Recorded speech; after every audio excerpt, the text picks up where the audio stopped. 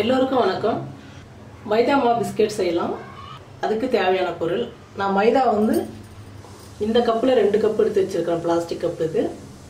அதே கப்பில் 3/4 கப்பு அரைச்ச சர்க்கரை எடுத்து வச்சுருக்கிறேன். மிக்சியில் போட்டு நல்லா பவுடர் பண்ணிவிட்டேன். அது 3/4 கப் எடுத்து வச்சுருக்கிறேன். இந்த 2 கப்பு மைதா மாவுக்கு இந்த சர்க்கரை போதுமானதாக இருக்கும். உங்களுக்கு இனிப்பு தேவைன்னா அரைச்சது இது ஃபுல்லாக எடுத்துக்குங்க. நான் 3/4 போதும் 3/4 எடுத்து வச்சுருக்கிறேன். இப்போ மைதா பிஸ்கெட்டுக்கு மாவு பிசைஞ்சுக்கலாம். பாருங்க, இந்த மாதிரி கையில் ஒரு சிட்டிக்கு உப்பு போட்டுக்குங்க.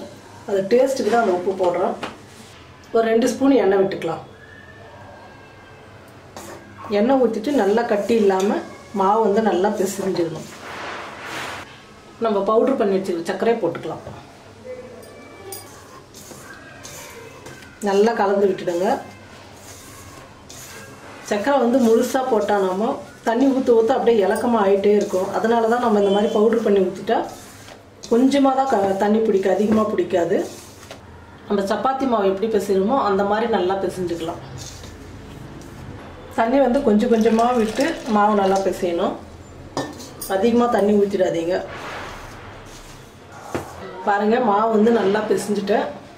அப்புறம் இப்படி அழுத்தினா நல்லா இறங்கணும் மாவு. மாவு நல்லா பிசைஞ்சாச்சு. இப்போ நம்ம சப்பாத்தி மாதிரி தேய்ச்சி பிஸ்கெட் கட் பண்ணிக்கலாம்.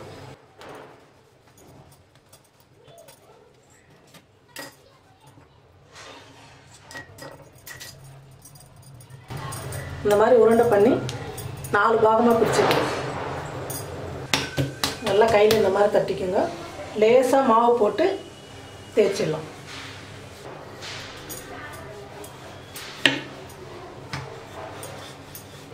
ரொம்ப மாவு போடக்கூடாது, கையில் மட்டும் தொட்டு இந்த மாதிரி தேய்ச்சிடணும். எல்லா பக்கம் ஒரே சமமாக இருக்கணும். ரொம்ப ஒரு பக்கம் வந்து கொஞ்சம் கனமாக, ஒரு பக்கம் நைஸாக இருந்ததுன்னா பிரிஞ்சு போயிடும் ஒரு பக்கம். பாருங்கள், இந்த அளவுக்கு கனமாக இருக்கணும். நல்லா தேய்ச்சிட்டோம். நல்லா ஷார்ப்பாக இருக்கிற கத்தியாக எடுத்துக்கோங்க.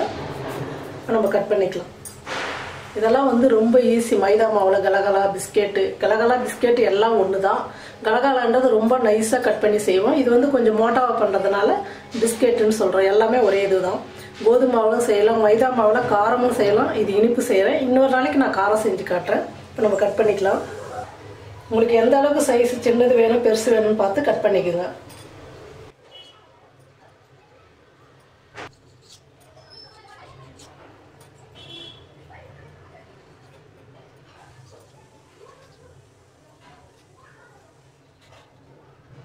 பாருங்கள், இந்த மாதிரி கட் பண்ணி எல்லாமே எடுத்து வச்சுக்கலாம். எண்ணெய் வச்சுட்டு எண்ணெய் சூடேறிடுச்சு. இப்போ நம்ம போட்டு பொரிச்சு எடுத்துக்கலாம் பிஸ்கெட்டு.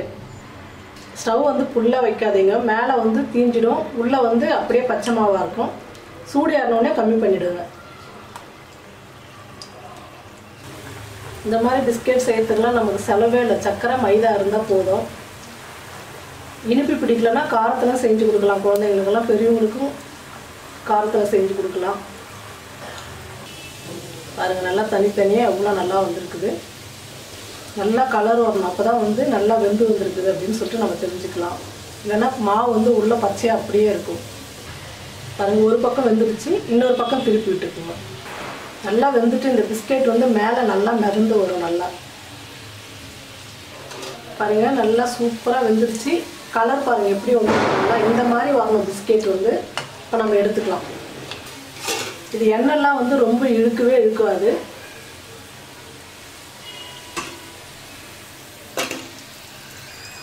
பாருங்கள், எவ்வளோ நல்லா கலராக நல்லா வந்துருக்குது. இதே மாதிரி நம்ம எல்லா பிஸ்கெட்டும் எண்ணெயில் போட்டு பொரிச்சு எடுத்துக்கலாம். பாருங்கள், மைதா மாவு பிஸ்கெட் எந்த அளவுக்கு சூப்பராக வந்திருக்குது. ரொம்ப கலராக நல்லா மொறுமொறுன்னு வந்திருக்குது. சூட்டோடு சாப்பிட்டா கொஞ்சம் வந்து மெத்துன்னு இருக்கும். ஒரு அரை மணி நேரம் நல்லா ஆறுனதுக்கப்புறம் சாப்பிட்டு பாருங்கள். நல்லா மொறுமொறு, ரொம்ப டேஸ்ட்டாக, ரொம்ப நல்லாயிருக்கும். நீங்களும் இந்த மாதிரி செஞ்சு பாருங்கள். செஞ்சு பார்த்துட்டு கமெண்ட்ல சொல்லுங்கள், ஷேர் பண்ணுங்கள். நன்றி.